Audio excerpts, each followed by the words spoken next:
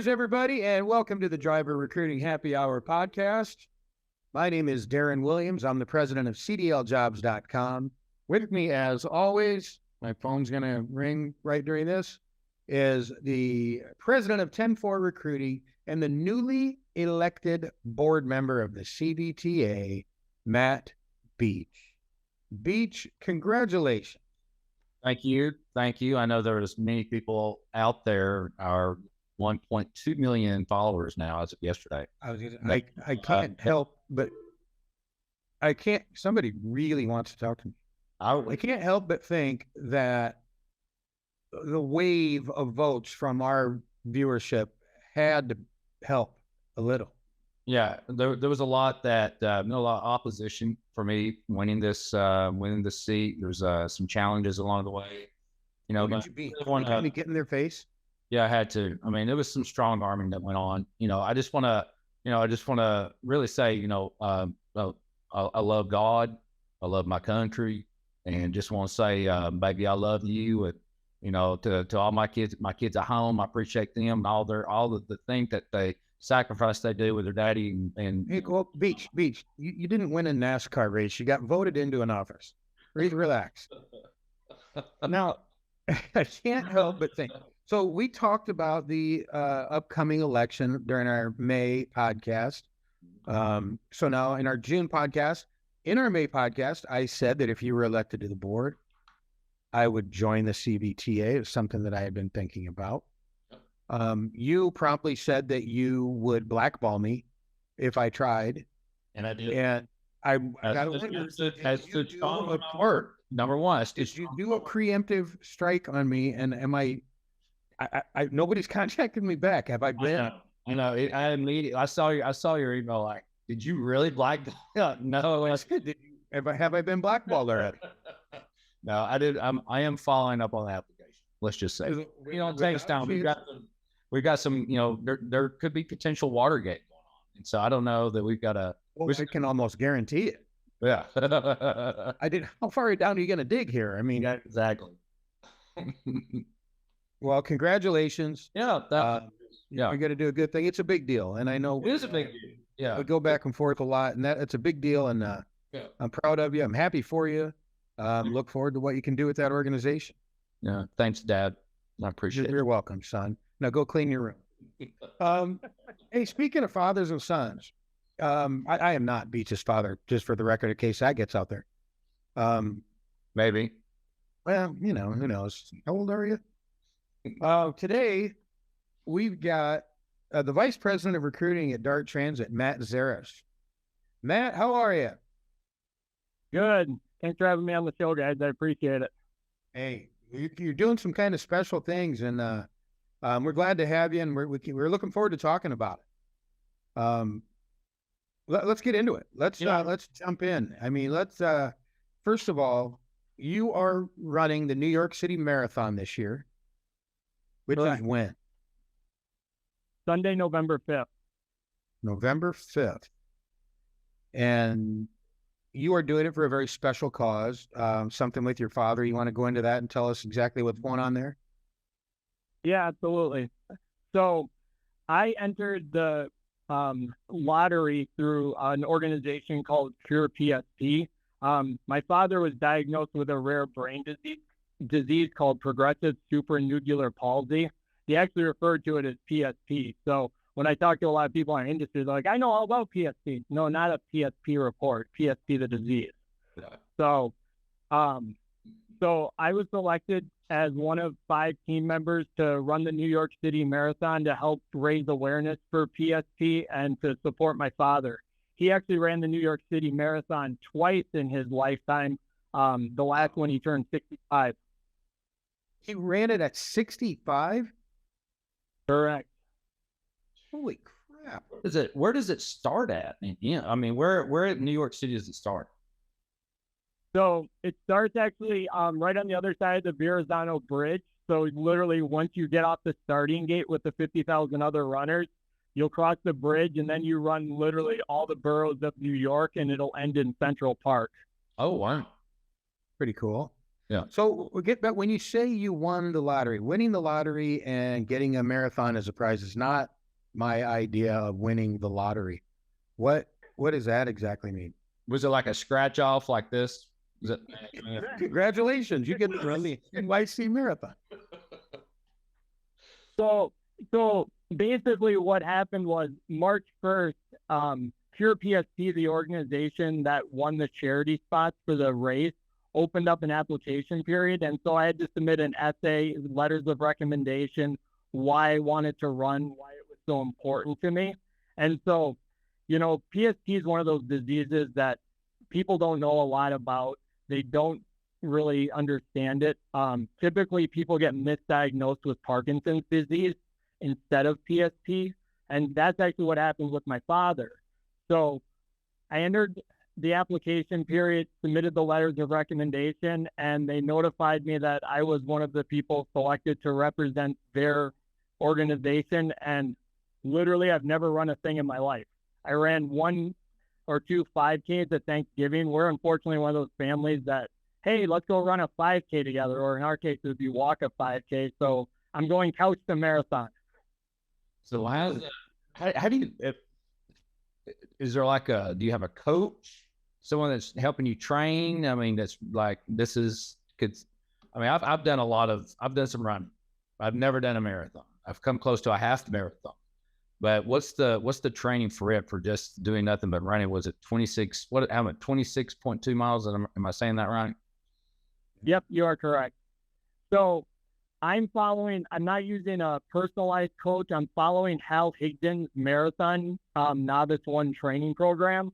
And so literally it's just in the beginning, it's been building miles. So the first time I ever tried to run, I was supposed to run 3 miles. I could hardly walk it, guys. I mean, I was in no marathon shape. So I've been training for 6 weeks now. I just did 10 miles last Saturday, which is the highest I've done to date so far. So Nice. That's pretty aggressive after 6 weeks, right? I mean, that's a lot. It's such a short period of time. Yeah, it's just, it's typically 3 to 4 days a week of actual running and then 1 day of cardio. And then you take 2 rest days. So Mondays and Fridays, I don't run. Tuesday, Wednesdays, Thursdays are kind of like between like 3 to 5 miles. Wednesdays normally a little bit more. Thursdays it backs down, and then every Saturday it keeps adding miles. So that's why I hit a 10-mile mark this past Saturday. So I mean, in addition to just the dedication and the commitment that it takes to do this, it's a huge time commitment. I mean, that's a big chunk of time every day to run 3 to 5 miles. I mean, that's an hour, right? Once you get going and finish and you're done, it's an hour out of your day. Correct, 100% by the time you stretch and stuff. But to me, this was such an opportunity to do something. I wrote in my application to get into the marathon that it felt like I'd been on the sidelines just supporting my father ever since he was diagnosed. And this gave me the opportunity to do something besides, as shitty as it sounds out loud, just watch him die. I mean, he literally has gone from marathon runner to an individual who he doesn't speak anymore. He can't eat solid food. He's unfortunately in a transitional facility. And, I had to do something, and this is my something. Well, I mean, it's incredible. I can't imagine. I mean, that is that's not just getting involved. That's running a marathon. That's admirable, man. And I mean that from the bottom of my heart. That is truly admirable. So Matt, are you familiar with the Ironman? Yeah, I have some friends who have done. So they did the Ironman here in Chattanooga, Tennessee. And at some point, if you don't hit this certain mark, they throw you off the course, right? You're done. If you're not keeping up, they just tell you you're out. Yeah, you're out. You're done. We can't keep the lights on long enough for you because it's going to be. So yesterday I went downtown in a Speedo outfit. And I just put a bandana on and I had a number written on. I was just walking around, kind of doing my little trot throughout downtown Chattanooga, and all the people that were like, he's still going, still going, guys. Still get there. I'll get there. No, it's joking. But I thought it would be a brilliant idea because there's a big group of them Like Everybody, Matt and I included, right when you were telling this story, Beach, we're not sure if you were joking or not. And everybody who just listened to this on the podcast, listen to that whole thing and visibly saw you walking around in a Speedo with a number written on your chest. a tight Speedo, very tight. What do they call it when you walk and jog? What is that? Power walking? I mean, Yeah, like an Olympic sport. no, for me, it's like a prance. I mean, it's like I'm like a Tennessee Walker. You are a Tennessee Walker. Well, Matt, so you get in on basically a sponsorships exemption kind of thing, right? I mean, if you're an individual runner wanting to go to the New York City Marathon, you have to qualify, correct? Like you have to run another marathon and have a certain time. Yes, that is correct. Wow. So to not have any formal running, so last year about this time, maybe a little longer ago, I made the decision to run a 5K on my 55th birthday. So I mean, I know what going from nothing to that was, and that's 3 miles. You're going roughly, a little over 8 times longer than that. What kind of a time goal have you gotten to that point where you say, I want to do this, and I don't even, what the hell's a marathon time? 8 hours? So I'm shooting for 5 hours to finish the marathon. 5 hours. Correct. That's 5 minutes a mile. That's hoofing it. Yeah, I'm shooting for 11 to 11.5 minute miles overall. The sweeper bus, kind of like what you guys were talking about with the Ironman, how it would take you up the course. If you pace slower than 15-minute miles, they will remove you, because obviously New York City can't stay closed all day for someone to run a race. So I'm shooting for 11-minute miles, 5 hours. Wow, that's a pretty good pace. What's built-in stops?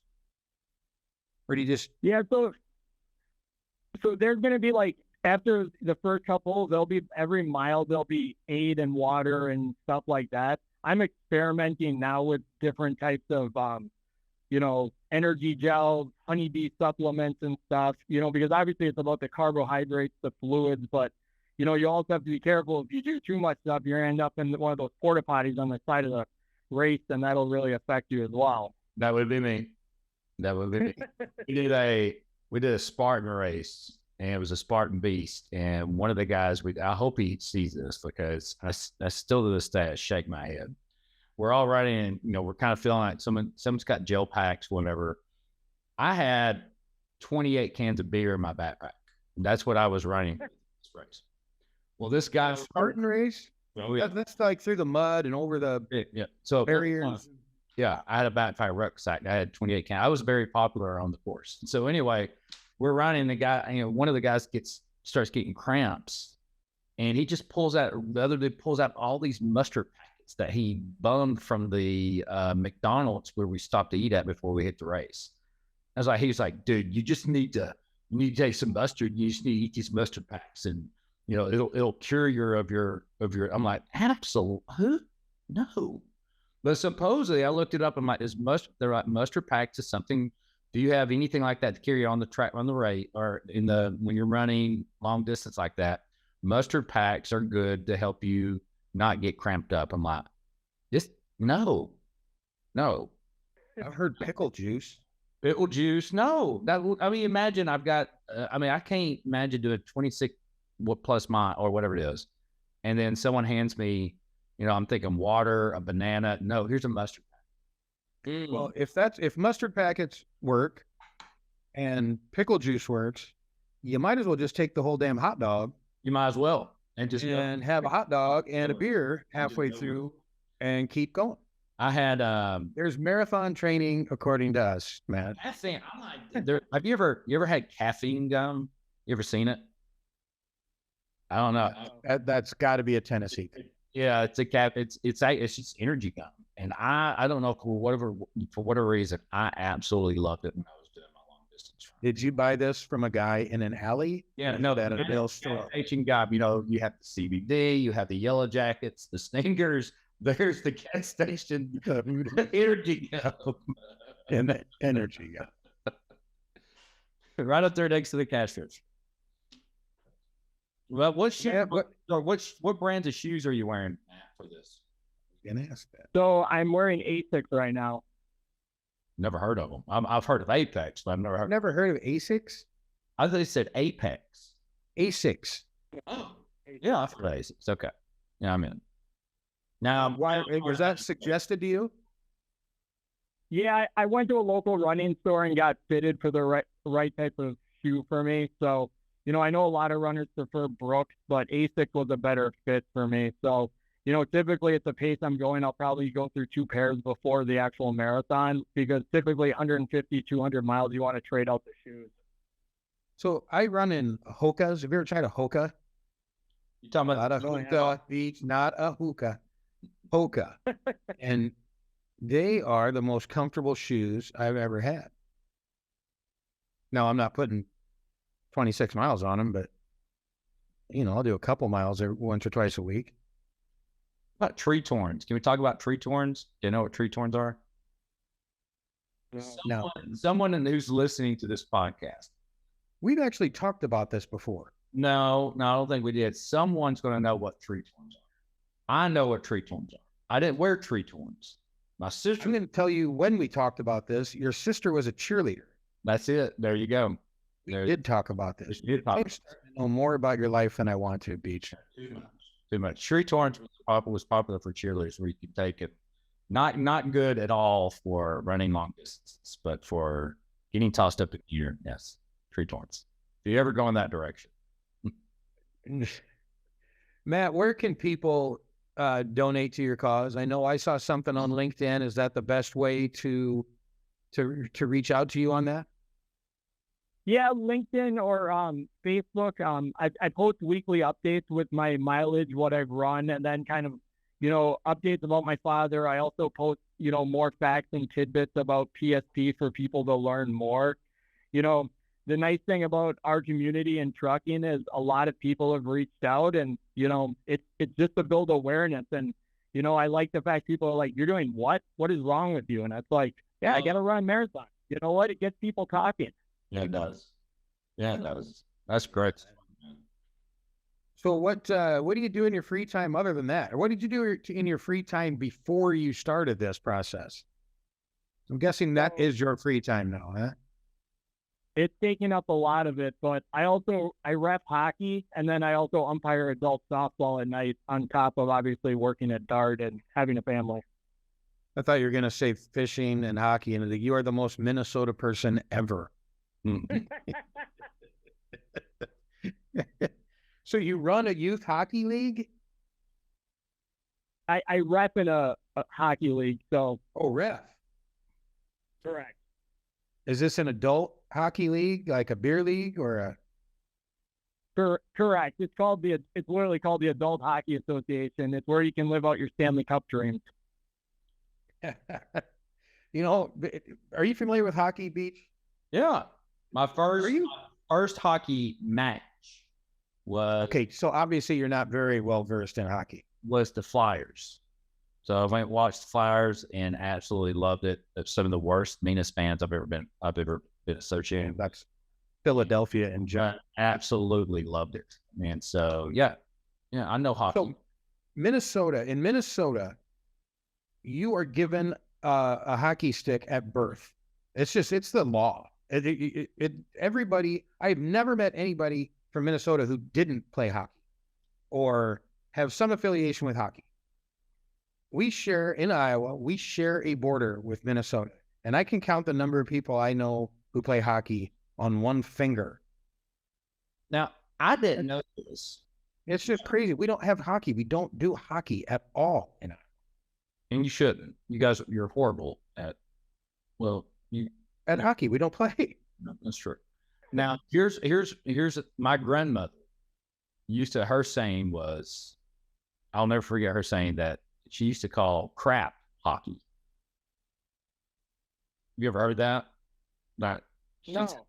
She would say, "Hey, like horse hockey." Yes, the cat horse hockey and hockey in a big old pile." And I'm like, "Well, that's hockey." And now, I mean, that's when I was younger and I wasn't familiar with the sport hockey. And now I understand, I finally got to realize, okay, now it's a sport, it's not doo-doo. So there you go. Just a tidbit. That's a Southern saying of calling crap hockey.